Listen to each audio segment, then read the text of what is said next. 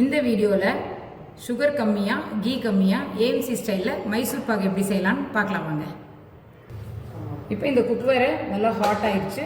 ஹாட்டான குக்வேரில் first இந்த கடலை மாவை போட்டுக்கலாம்.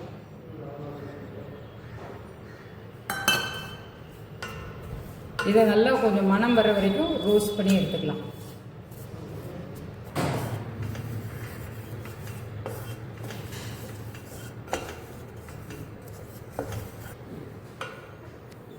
நல்லா ரோஸ்ட் ஆனதும் நல்லா மணம் வந்தோடனே இதை எடுத்துடலாம்.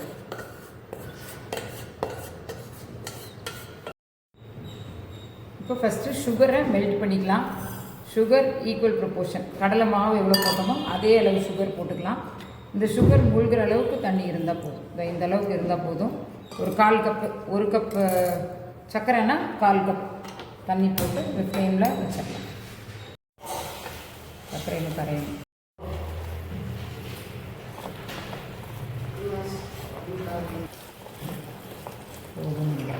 ஸோ இப்போ சுகர் நல்லா கரைஞ்சி இந்த மாதிரி ஒரு கம்பி பதம் வரணும்.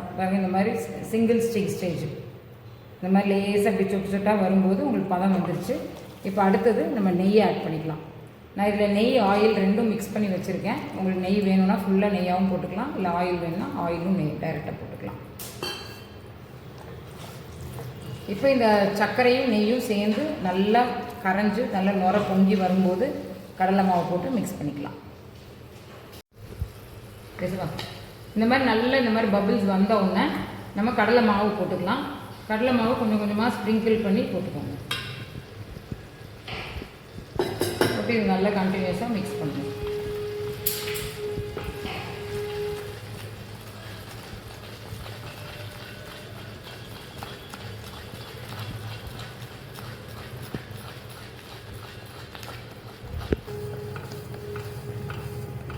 நல்லா இந்த மாதிரி குக் ஆகி எட்ஜஸ் இப்படி சைடு விட்டு வரும்போது எடுத்துட்டோம்னா மைசூர் பாக் ரெடி ஆகிடும்.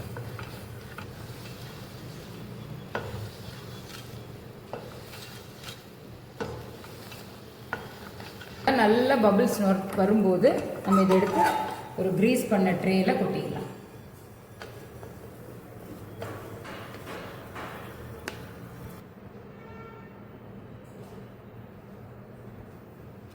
இது போட்டுட்டு நம்ம ஒரு 5 minutes to 10 minutes நல்லா கூல் பண்ணிவிட்டு கட் பண்ணால் சூப்பரான சாஃப்டான மைசூர் பாக் ரெடி ஆகிடும். ஸோ சாஃப்டான மைசூர் பாக் ரெடி ஆயிடுச்சு.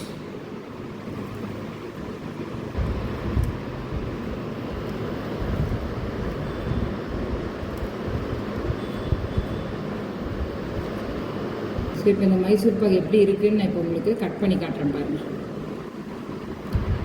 எவ்வளோ சாஃப்டாக, எவ்வளோ க்ரீமியான Mysore pak, very less sugar and key.